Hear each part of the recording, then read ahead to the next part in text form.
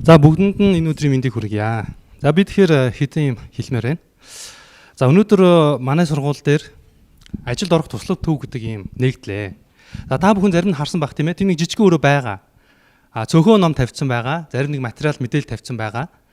За нээлтийн ажил гээд сүржин эхэлж байгаа юм шиг мөртлөө эн чинь юу вэ? Нэг тийм том байшин баригдсан юм гэхээр бас тийм байхгүй тийм үү? Тэгэхдээ агуулгын хувьд бол нэлээд чанартай чамбай юм болох ийм нэлээд ач холбогдолтой ийм одоо үйл ажиллагаа юм байгаамаа. Өөрөөр хэлбэл энд өнөөдөр төгсөж байгаа, эх жил төгсөж байгаа манай оюутнуудын хувьд цаашдынх нь амьдралд ихээхэн том хувь нэмэр оруулах, амьдралд нь нөлөөлөх ийм зүйлийг сургуулийн зүгээс зохион байгуулж байгаа гэж агуулга талаас нь сайн ойлгох хэрэгтэй. Тэр энэ юмны агуулгынх нь ач холбогдол гэдэг дээр бид нар энд байгаа оюутнууд та бүхэн одоо ойлгож тийм ээ. За энэ ажиллагаанд хамтарч ажиллаж оролцох хэрэгтэй байна. Тэгэхээр энэ ажилд орох гэдэг маань бол зөвхөн сургууль та нарыг шахаад ч гэдэг юм мэдээлэлээр хангаж өгөөд ийш тийш нь холбож өгөөд ингэж хийгээд бүтдэг зүйл биш ээ. Сая сургуулийн ерөнхийлөгч буян цогтоо манай сургууль 100% оюутнуудыгаа ажлын байраар хангахын төлөө ажиллана гэж хэлсэн. Гэхдээ энэ бол зөвхөн сургуулийн хүчин чармаалтаас хамаарах зүйл биш. Энд байгаа оюутан төгсөгчдийн маань өөрсдийнх нь уйгахгүй, хичээнгүй, шантаршгүй энэ үйл ажиллагаа өөрийнх нь итгэх санаачлал гэдэг юм маш чухал. Тийм биш хүнийг бол бид нар угаасаа хүчлээд шахаад ямар чинь аав ээж ах дүү байгаа шүү тийм ээ. Ийш тийш шахаж оруулах гэж бол байхгүй шүү дээ. Тийм хүнтэй бол угаасаа ярих зүйл байхгүй. Тэгэхээр яг ямар ч ихсэн дор хаяж нэг 90% энэ төгсөж байгаа оюутнуудын ажлын байраар хангах талаар сургуулийн зүгээс бол хийх шаардлагатай бүх юма хийнэ.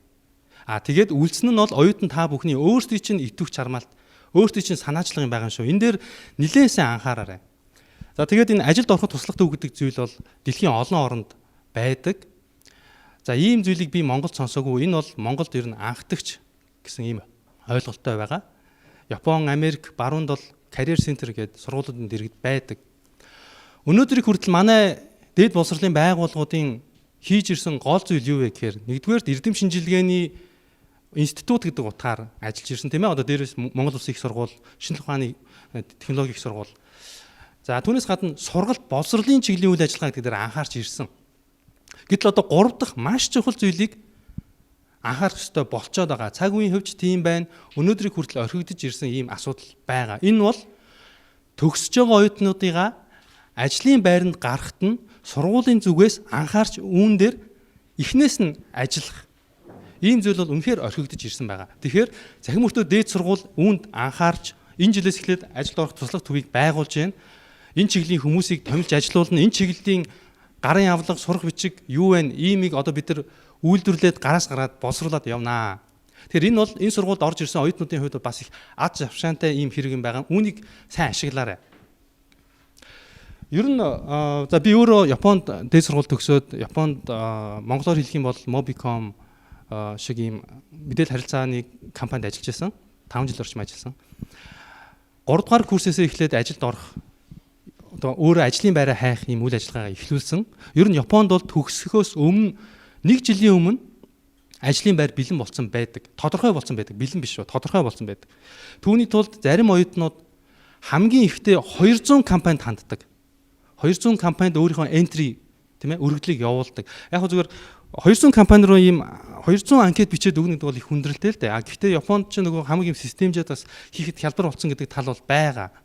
Гэхдээ энэ бол маш хөдөлмөр. Миний хувьд бол 20 компанид хандсан. Би бол өөрөө Японы Токио их сургууль, Кёто их сургуулиуд хамгийн топ зэрэглэлийн сургуулийн оюутан байсан болохоор надад бол ажилд ороход харьцангуй хялбар байсан л та. Тэгэхдээ би анх ажилд орох гээд одоо юу гэх бэлдээд тийм ээ мэдээлэл хайгаад ингээд өөрийнхөө CV анкетыг бэлдээд янз бүрийн ажилд орохдоо холбоотой гарын авлага ном уншаад хүн амтнаас юм сонсоод ингээд эхлэх үед анх бол би өөртөө маш ихтэй байсан.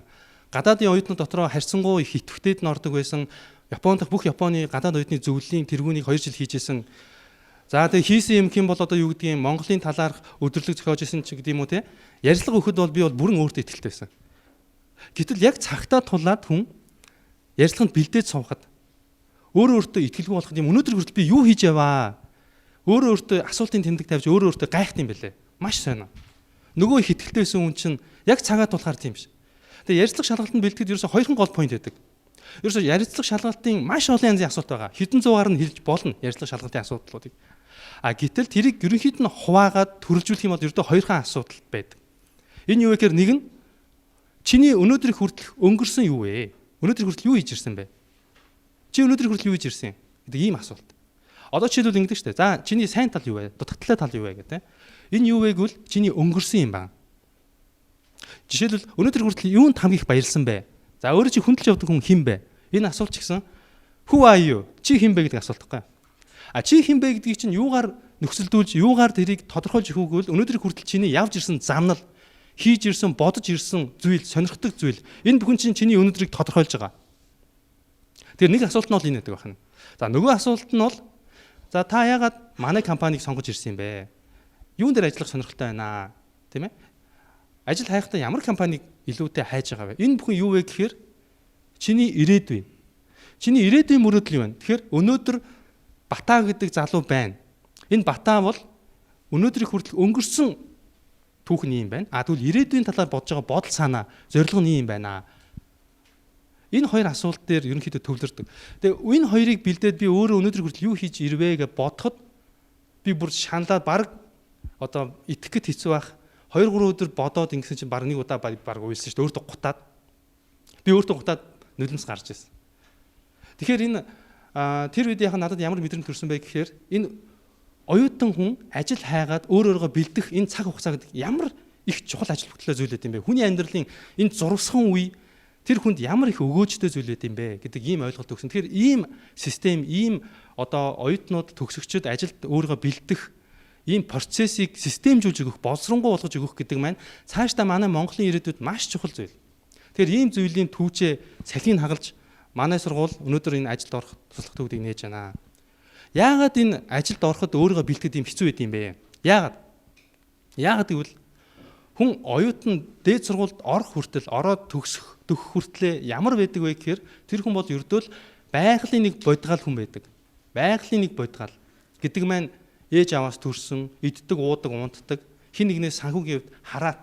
Яг нь оюутан байхдаа бас хажуугаар нь ажил хийгээд өөрөө бие даацсан хүн байдаг л та. Зарим нэг нь оюутан байхдаа хүнтэй гэрлээд хүүхд гараад аль хэдийн өрхийн тэргүүн болоод ээж аав болоо явчих тохиол байдаг. Ялангуяа Монголд. Ерөнхий тохиолдолд бол ер нь хүн бол оюутан болоод төгсөх үедээ ээж аавынхаа эрх хүүхэд хэвээрээ байдаг. Хин нэгнээс санхүүгийн хувьд хараад. Ингээд сургуулаа төгсөөд ажилд ороод анх нийгмийн амтан бол. Нийгмийн амтан, нийгмийн бодгаал. Өөрөлд байгалийн бодгалаас нийгмийн бодгал болох ийм процесс юм байна.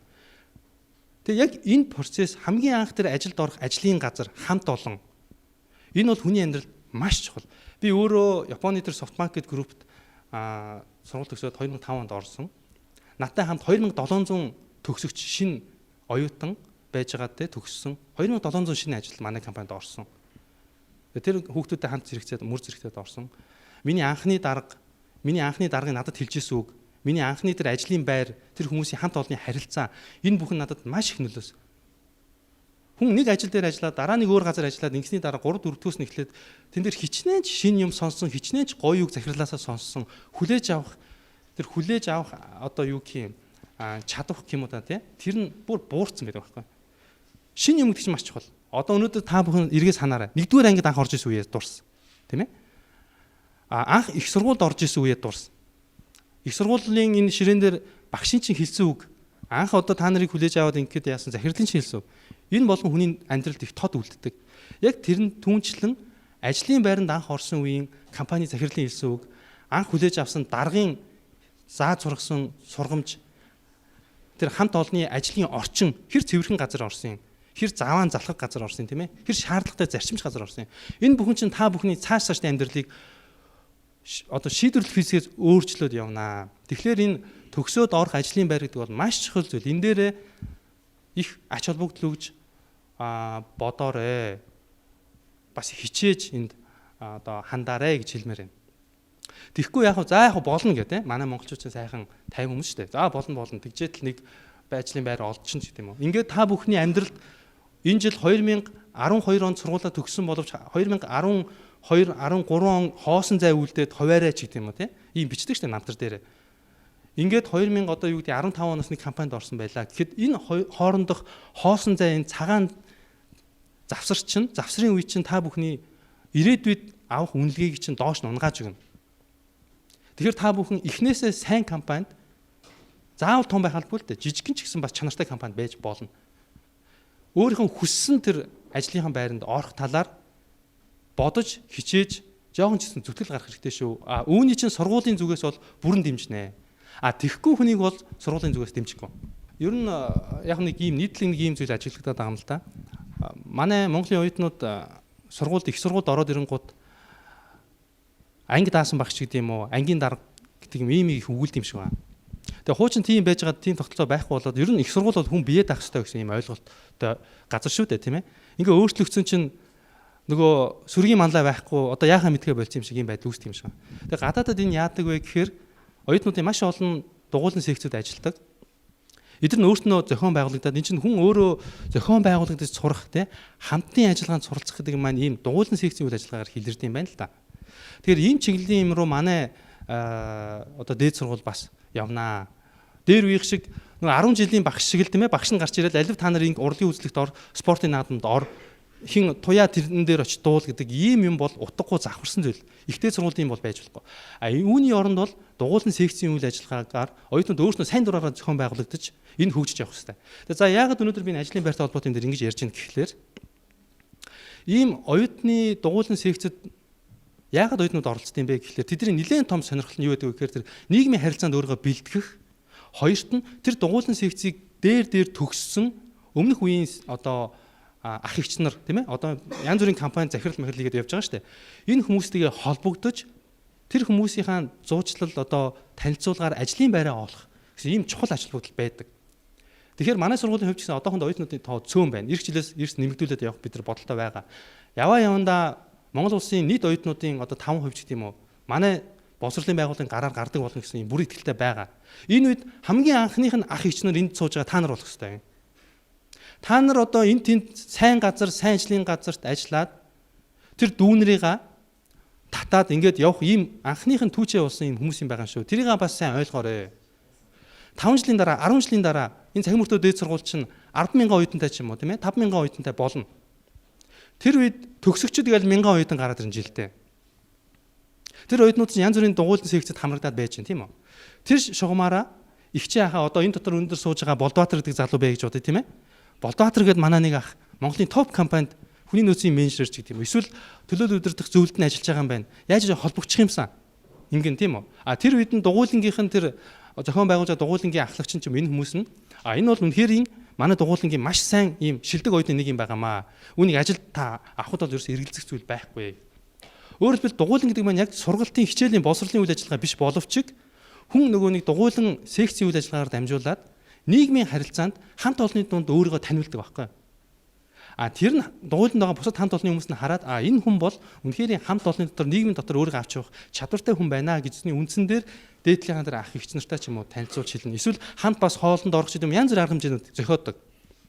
Ийм чиглэл рүү манай Монгол орон, манай Монголын ихтэй сургуулиуд гэсэн явнаа. За үүнийх нь бас эхлэл болж байгаа юм шүү.